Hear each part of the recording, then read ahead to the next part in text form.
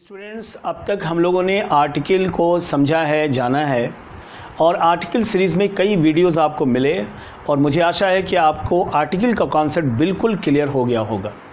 Article से related बहुत सारे क्वेश्चंस की हम लोग प्रैक्टिस करेंगे, तब बहुत सारी बातें आर्टिकल की और भी नहीं सीखेंगे। अब आर्टिकल सीरीज़ के बाद ये दूसरे टॉपिक का सीरीज़ शुरू होगा जिसका नाम है सब्जेक्ट वर्ब एग्रीमेंट। और ये टॉपिक बहुत ही इम्पॉर्टेंट है। इम्पॉर्टेंट इस अर्थ में है कि जो 30 मार्क्स के ऑब्जेक्टिव क्वेश्चंस होंगे आपके बिहार बोर्ड 10+2 के एग्ज़ाम में, उसमें ज़्यादातर क्वेश्चंस वर्ब से रिलेटेड होंगे। तो टाइम एंड टेंस के क्वेश्चंस हों या सब्जेक्ट वर्ब एग्रीमेंट के, वो क्वेश्चंस वर्ब से ही रिलेटेड होंगे। तो आइए जानते हैं कि सब्जेक्ट वर्ब एग्रीमेंट क्या है। अगर आप इस टाइटल को देखें तो सब्जेक्ट वर्ब एग्रीमेंट में जितने डिफरेंट टॉपिक्स, सब टॉपिक्स आएंगे, वो सारी बातें स्पष्ट होंगी if you understand the name of the topic subject verb agreement. तो आइए जानते हैं कि सब्जेक्ट वर्ब एग्रीमेंट क्या है। सब्जेक्ट मतलब डूअर, जो काम करे वो सब्जेक्ट है।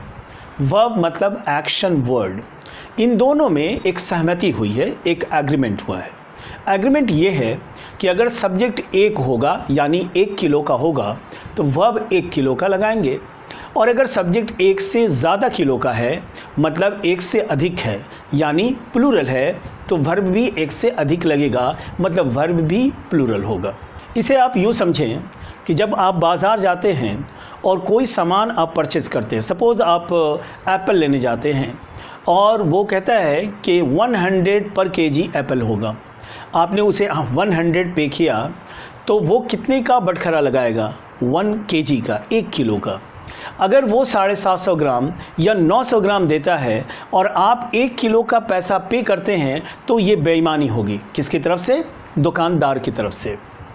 उसी तरह से अगर जस्ट अपोजिट कर ले कि आपने 1 किलो का 100 पे किया है और उसने गलती से 1 किलो 250 ग्राम या 2 किलो का बटखरा रख दिया है और आपको पता है और 2 किलो आप लेकर चले आते हैं 1 किलो का पैसा देकर, तो यहाँ भी बेईमानी हुई। किसकी तरफ से?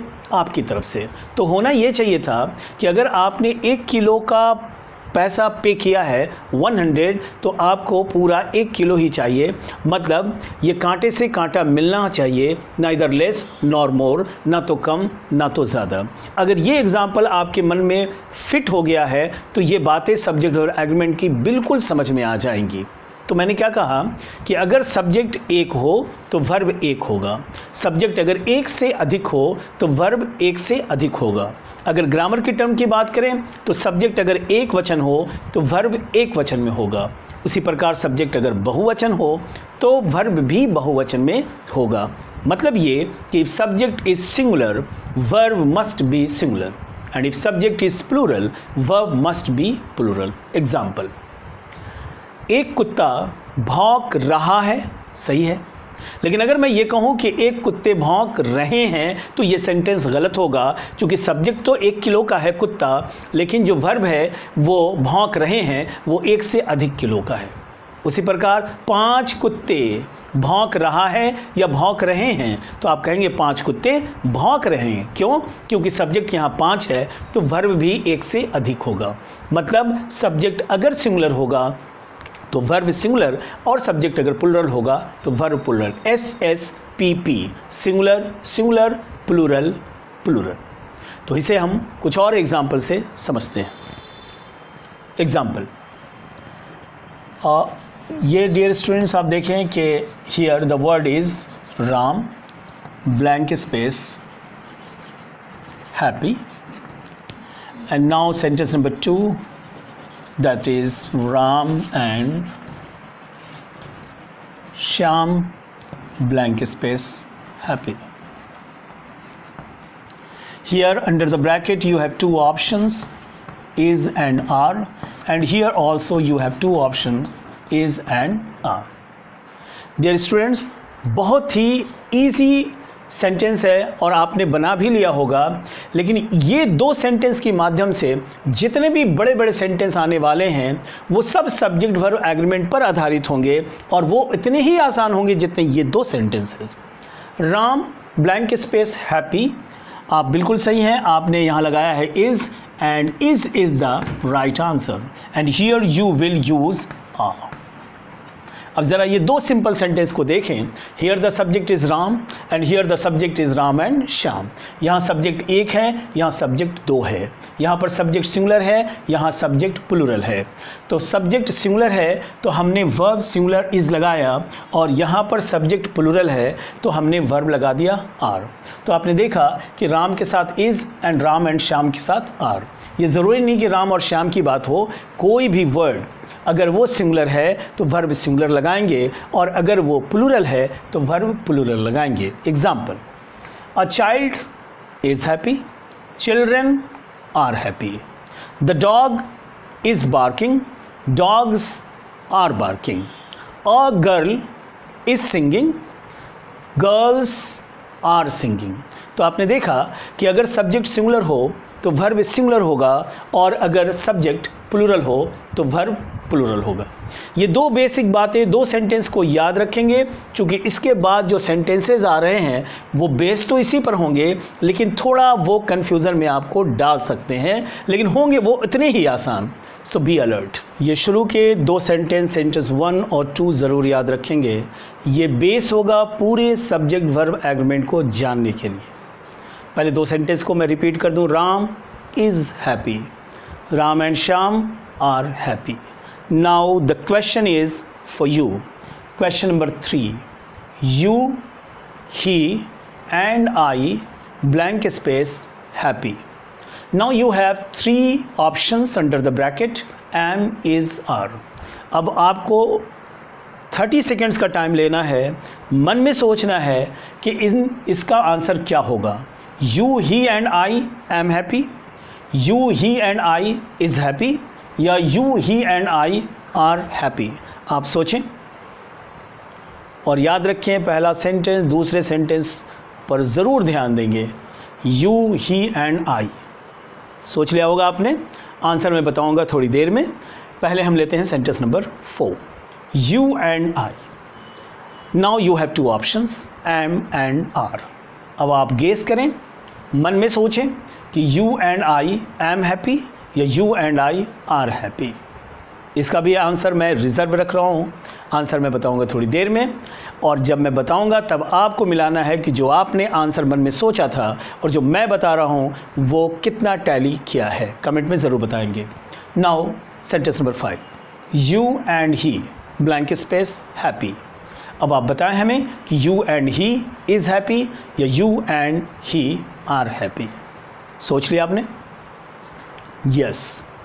अब मैं आपको बताता हूँ कि आपने क्या आंसर लगाया है। मतलब आप में से ऑलमोस्ट सभी लोगों ने, ऑलमोस्ट 100% स्टूडेंट्स ने जो आंसर दिया है वो आंसर है you, he and I am happy. Right? Am I right? Yes, I am right. आप में से ज़्यादातर लोगों ने यही आंसर लगाया है, you, he and I am happy. और यहाँ आपने लगाया है you and I am happy, और यहाँ आपने लगाया है इज़। मतलब क्वेश्चन 3 का आंसर जो आप में से ज़्यादातर लोगों ने लगाया है वो एम है, और 4 का आंसर भी एम लगाया है, और 5 का आंसर आपने इज़ लगाया है। और मैं आपको यहाँ बता दूँ कि these answers are totally wrong. ये गलत है। अब आपको कन्फ्यूज़न होगा कि सर ये गलत कैसे है? You, he and I M ठीक तो है, यू एंड आई एम ठीक है, यू एंड ही इज़ ठीक तो है। No, you all are wrong. ये गलत है, और ये गलत इसलिए है कि आपने पहला सेंटेंस और दूसरे सेंटेंस को ठीक से नहीं समझा। इसलिए मैं ज़ोर दे रहा था कि सेंटेंस 1 और 2 पर आप विशेष ध्यान दें। तो सबसे पहले आंसर देखते हैं कि आंसर क्या होगा। The answer for the question number 3 is are. Just opposite है आपके एक्सपेक्टेशन से। आपने ऐसा नहीं सोचा होगा, अभी भी लगता होगा आई आर कैसे है, नहीं। अब आप देखें, here also the answer is are and here also the answer is are. अब ज़रा देखें, हम जो कुछ भी हैं we are sum total of our past experiences. जो अतीत में हमारे अनुभव हैं, जो अतीत में हमारे अंदर फीड किया गया है, उसी के परिणाम हैं मैं आज, चाहे हम अच्छे हों, बुरे हों, सही हों, गलत हों। तो मैं ये कह रहा था कि आपने यहाँ पर एम लगाया होगा और आपको आर गलत लग रहा होगा, मतलब जो सही है वो गलत लग रहा है और जो गलत है वो सही लग रहा है। आप सेंटेंस 1 और 2 की तरफ फिर से लौटे। Ram is happy because the subject is Ram, the subject is singular, तो आपने लगाया था is. In the second sentence, Ram and Shyam are happy because the subject is not one, the subject is two. वहाँ पर subject 2 था, Ram and Shyam, तो आपने लगाया था are। तो मतलब पहले वाले सेंटेंस में खुश होने वाला एक था राम, तो आपने इज लगाया, और दूसरे वाले सेंटेंस में आपने आर लगाया चूंकि वहाँ पर खुश होने वाले 2 लोग थे, राम और श्याम। तो आप हमें बताएं कि यहाँ खुश होने वाले एक हैं कि एक से ज़्यादा हैं। The question is very simple, the logic is very simple, बिल्कुल है, लेकिन जैसे ही आप ज़्यादा दिमाग लगाते हैं या नियमों से पढ़ते हैं I am you are he is, तो वहाँ आपकी गाड़ी फंस जाती है। तो आप कॉमन सेंस लगाएं। मैं आपसे पूछ रहा हूँ कि यहाँ खुश होने वाले एक या एक से ज़्यादा व्यक्ति हैं, तो आपका जवाब होगा एक से ज़्यादा हैं, तो एक से ज़्यादा हैं तो प्लूरल हैं, तो फिर हम प्लूरल आर लगाएंगे। यहाँ भी सब्जेक्ट एक नहीं बल्कि 2 है, तो यू एंड आई आर लगेगा, ना कि एम। और यहाँ भी यू एंड ही है, मतलब खुश होने वाले 2 लोग हैं, यू और ही, मतलब subject is not singular, subject is plural, that's why the answer is are. Isn't it very amazing, है ना, आश्चर्यजनक है, क्योंकि जो आप एक्सपेक्ट कर रहे हैं वो गलत हो रहा है। तो आप ध्यान से सुनिए कि if you understand the sense of the question, अगर क्वेश्चन के सेंस को आप समझ पाएँ, you will get the correct answer, automatically you will get the answer, स्वतः ही ये चला आएगा, आपको कुछ करने की ज़रूरत नहीं होगी। तो यहाँ पर किसी अवस्था में एम नहीं होगा। सिंपल लॉजिक ये है कि खुश होने वाले यहाँ 3 हैं, यहाँ खुश होने वाले 2 हैं, और यहाँ खुश होने वाले भी 2 हैं ही। So the answer is are, not is, not am. तो this is the introductory class of the subject verb agreement. Subject verb agreement series का ये पहला क्लास था, और ये क्लास बेस है, आधार है, न्यू है, बुनियाद है, जिस पर पूरा सब्जेक्ट वर्ब एग्रीमेंट की बिल्डिंग खड़ी होगी। तो इस वीडियो में कहीं कोई कन्फ्यूज़न है तो आप इसे 2 बार 3 बार 4 जितनी मर्जी उतनी बार आप देखें। थैंक्स अ लॉट, और मिलेंगे इस सीरीज़ के दूसरे वीडियो के साथ बहुत ही जल्द। तब तक के लिए गुड बाय।